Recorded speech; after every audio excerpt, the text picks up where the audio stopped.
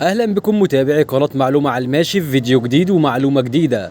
النهاردة يا اصدقائي القمر، وزي ما احنا شايفين دلوقتي اكتمل في هيئة البدر قمر ربيع الاول، الشهر الذي ولد فيه سيد الخلق حبيبنا وشفيعنا سيدنا محمد عليه افضل الصلاة والسلام. الجميل في الموضوع النهاردة يا اصدقائي وفي فيديو النهاردة ان القمر بيظهر كعملاق، القمر العملاق اليوم، علشان بيكون عند اقرب نقطة منه للارض. وعلشان تعرفوا يا اصدقائي انكم بالفعل محظوظين انكم بتتفرجوا على الفيديو دلوقتي، القمر ده والمشهد دوت هو اخر مشهد للقمر العملاق في هذا العام. ربنا ما خلقت هذا باطلا سبحانك فقنا عذاب النار.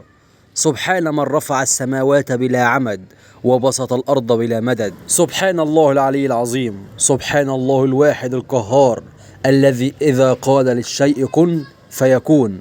سبحوا الله ووحدوه وصلوا على الحبيب المصطفى في التعليقات. وتكملة للمعلومات يا أصدقائي، بالرغم من أن القمر النهاردة في ليلة البدر، ليلة الكمال بمعنى أصح، درجة إضاءته الطبيعية المفروض تبقى 100%، إلى أنه النهاردة أقل من كده بشيء ملحوظ. والسبب في كده يا أصدقائي وجود غيامة كبيرة على القمر ذات نفسه تحجب الرؤية إلى حد ما. لو ركزتوا معايا يا أصدقائي في الفيديو دلوقتي هتلاحظوا بالفعل الغيامة ديت، وكمان هتلاقي حوالين القمر هالة مضيئة، هالة حمراء مضيئة. استمتعوا بالمنظر الرباني الخلاب.